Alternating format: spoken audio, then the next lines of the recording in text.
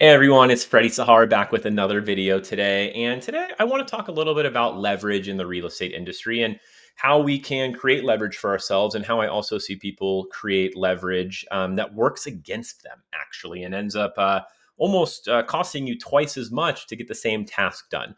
So obviously, we can create leverage with systems, technology. I mean, even our CRM gives us leverage.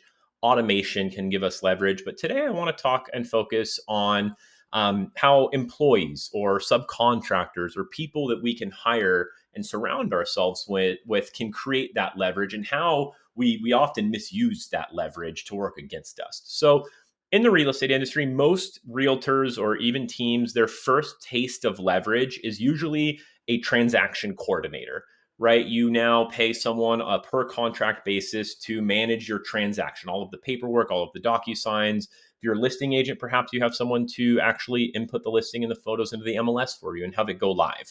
But that's usually our first taste of leverage.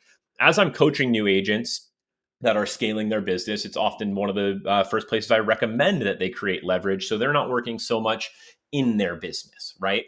But even with experienced agents, I find this is we hire this transaction coordinator and we're still reviewing every single document. We're still reviewing every single task that they do, rather than allowing them to do their job, having them maybe spit us out a report at the end of their day, and we're just reviewing that report. We're now micromanaging our leverage. So we're spending time that we were trying to get ourselves away from having to spend, and money to get the same task done that previously we were only spending time. Now, I'm not here saying if this is you and you are micromanaging the leverage you've tried to create for yourself to just not create leverage. That's not the goal here at all. The goal is to step back and stop micromanaging that leverage, because leverage is great and we need it so we can focus on our highest dollar per hour activities. As an agent, that's going on listing appointments, meeting buyers, going on consultations. As a team leader, that's generating leads, creating hand raisers, and driving the ship.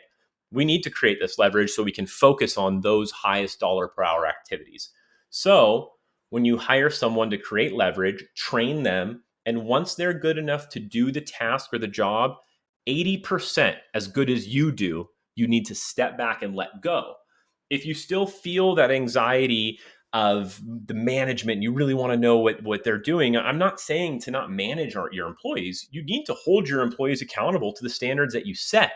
But perhaps rather than managing and watching every single task they do, you can create a workflow or format where at the end of the day, you're checking in with your transaction coordinator or any other employee that creates leverage for you to get a report of what they did, maybe some areas that they do need some oversight or some overview on, or some areas they need some help on. So now, rather than paying someone to do a task and then watching and managing them do that task or every task along the way, you can just step back, actually let leverage work, and have a check-in or a report that is a check-in at the end of the day, so you can still make sure you're fully aware of everything that's going on.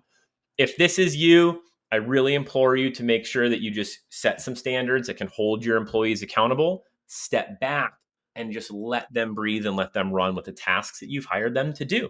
I hope this video was helpful and prompted you to take a look at your business and how you are working with the employees that you have around you.